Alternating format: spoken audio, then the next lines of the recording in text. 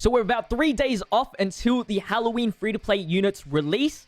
Now, just based off the trend, we are obviously expecting the DBOR Angel to EZA, and they have announced it in the news on JP Dokkan Battle. This will also drop as well with Global, so it's like a simultaneous release. I guess it's not a simultaneous, like, celebration, but it's a simultaneous release. I just don't think the EZA, there's just no way the EZA can be very impactful. Like, if we look at the current details for DBOR Angel, other World Warriors leader skill, I mean, it's whatever, I guess. It's a category that never gets updated. I was never going to use that leader skill. His super attack raises attack, and then he has a unit super attack which raises attack and defense, with as long as you have PyCon on the turn, which is very, very difficult, because even just without looking at the, passive skill, he has only one PyCon, which links up with him, which is, safe to say, not very usable. And then all of these links are pretty much like Majin Buu, all of the, like, Angel, Supreme Kai, Demon kind of characters, the characters that are not PyCon, essentially. Which is, there's no real good, like, perfect linking butter. Like, you're gonna get 3 links max right now. And to top it all off, his passive skill, he gets attack and defense 50%, and then an additional attack and defense 10% per superclass ally on the team. So he's already limited on superclass just to get the extra 70% attack and defense, which I think is very important. Like, there's so many units in here that are extreme that you're never going to get the full buff unless you sacrifice the links, which is ridiculous. And then he gets additional defense 50% when the target enemies attack a defense downstairs. So the usability with the red zone is going to be extremely tough. And all of the categories that he is in, all of them have gotten, like, extreme buffs over super buffs. Not like the extreme buffs were any good, but still, it is kind of annoying for sure. Like, I just don't think there's, even if you went with raise attack on 12 key and then greatly raise attack and defense, this needs to be like an insane boost.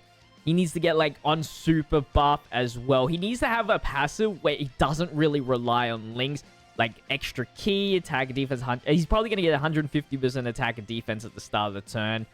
It's going to be really tough. He needs, like, damage reduction, guard. I wouldn't mind if PyCon gave him guard as well. I think that would be a worthy trade-off, I think. Guard and damage reduction. It's going to be tough to outplay what was the previous EZAs, which was, Videl and Gohan and even the Int Bulma. There's just no way, really no way of beating these two in terms of the previous EZAs. So this event will return. These are the units you can use. If you haven't farmed them up global, make sure you do that. And of course, if you're trying to EZA a specific character, you need to bring a specific unit. The EZA is usually very, very easy. Now, you might be wondering what will be the new SSR character. And if you guessed it, man, you are insane. You might actually work for Dokkan because it is Oolong and Launch. Very interesting pick right there. So the SSR is Oolong in his pig form, and then Launch in a purple hair form, and then we get into, like, Oolong dressed up as Goku, not dressed up, but transformed as Goku, and Launch when she sneezes. So that is the character that we are going to be seeing, and we'll be able to farm up on the release. The naming is exactly the same, however, as you can see, quite identical here. So there's no real point of farming the SSR. I doubt the SSR would be any good, but if you want the art, I guess that is an incentive. Now, all we know about the leader skill is just an all types leader for 2 key and 30% stat boost, which is interesting because I'd assume there would be a category. Speaking of categories, I believe it will be another DB Saga buff. So, yeah, and I think Earthlings as well, right? Because Oolong still classified as an Earthling. Maybe time limit as well. That's an interesting category. Dragon Ball Seekers. I'm not too sure if Launch is classified as a Dragon Ball Seekers. Earthbred Fighters, obviously. Like, let's have a look at Launch here. No, she's not a Dragon Ball Seeker. But we might also see transformation boost as well, just because of launch.